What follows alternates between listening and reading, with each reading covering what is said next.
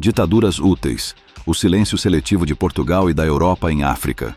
A recente expulsão da RTP, RDP e Lusa da Guiné-Bissau gerou declarações indignadas em Portugal e críticas da Comissão Europeia, que qualificou a medida como uma restrição lamentável à liberdade de expressão. Contudo, é impossível ignorar a contradição e a hipocrisia que permeiam estas reações. Quando a censura e o autoritarismo servem interesses europeus em África, o silêncio é regra. Quando deixam de servir, surgem comunicados inflamados.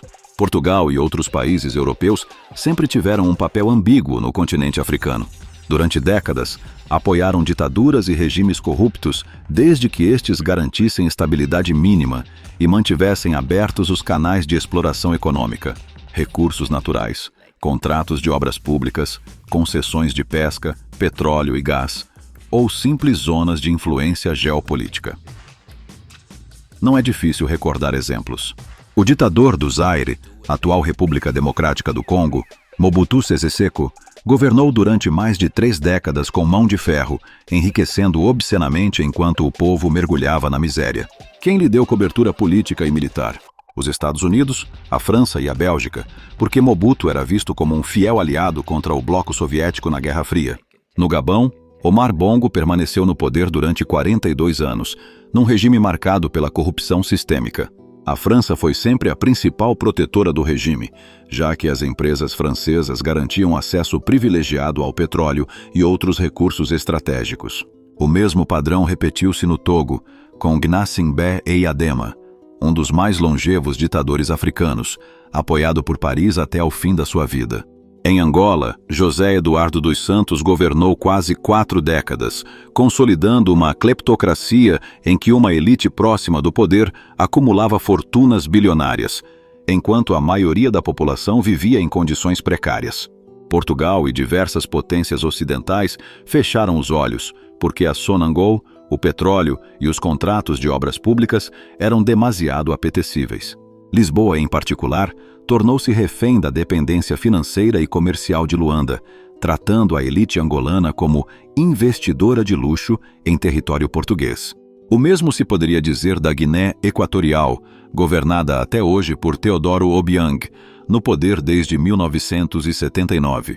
Apesar de ser um dos regimes mais repressivos do mundo, nunca lhe faltou o aval tácito de potências ocidentais, sobretudo devido ao petróleo que sustenta as economias europeias. Perante este historial, causa espanto a súbita indignação com a decisão do governo da Guiné-Bissau.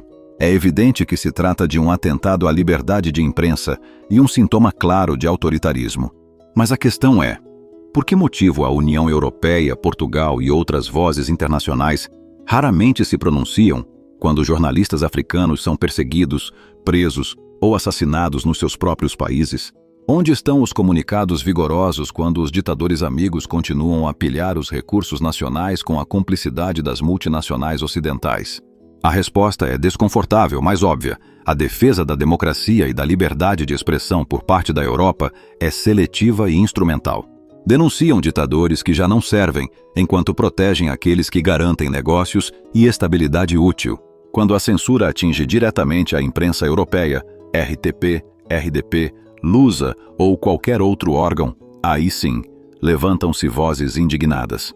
Mas quando o silenciamento recai sobre jornalistas locais, arriscando a vida diariamente sem eco internacional, a regra é o silêncio cúmplice. Portugal, por sua vez, gosta de se colocar no papel de irmão mais velho das ex-colônias, mas continua a agir sob uma lógica paternalista e interesseira. Aplaude os líderes africanos quando estes alimentam a economia portuguesa através de investimentos e contratos. Critica-os quando ousam limitar a sua influência. O episódio da Guiné-Bissau não deve ser visto apenas como mais um gesto autoritário de um presidente africano, mas como parte de uma engrenagem global onde ditaduras se tornam aceitáveis, desde que sejam ditaduras úteis.